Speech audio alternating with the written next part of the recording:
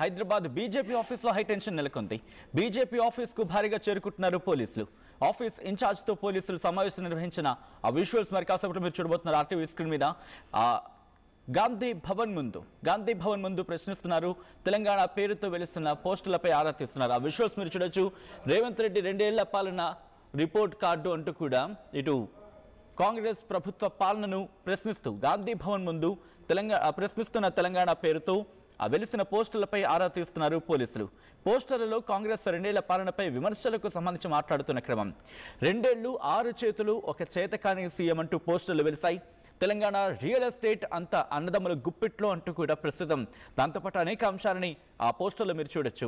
ఢిల్లీ హైకమాండ్కు వారం కప్పం, విచ్చలవిడిగా హిందూ దేవాలయాల కూల్చివేతలు, కేసీఆర్ను కేసుల నుంచి కాపాడేందుకు చీకటి ఒప్పందం, గూండాలు రౌడీలదే రాజ్యం, ఫైల్ నుంచి ప్రాజెక్ట్ వరకు ప్రతి దాంట్లో 25% కమిషన్ అంటూ ఆరోపణలు.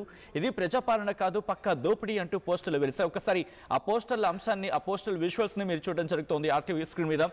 ఆ అంశానికి సంబంధించి ప్రస్తుతం పోలీసులు అక్కడికి చేరుకుని వాళ్ళతో మాట్లాడుతున్న క్రమం. 2 ఏళ్లు 6 చేతులు ఒక చేతకాని సీఎం, తెలంగాణ రియల్ ఎస్టేట్ అంతా అన్నదమ్ముల గుప్పిట్లు అంటూ మీరు చూడొచ్చు. ఆ పాయింట్లకు సంబంధించి మార్పు రావాలి అంటే బీజేపీ రావాలి అంటూ కూడా ఆ పోస్టర్ని పెట్టిన క్రమం. ఈ నేపథ్యంలో ఇటు పోలీసులు అక్కడికి చేరుకుని ఆ ఇన్ఫర్మేషన్ గ్యాదర్ చేసే ప్రయత్నం చేస్తున్నారు.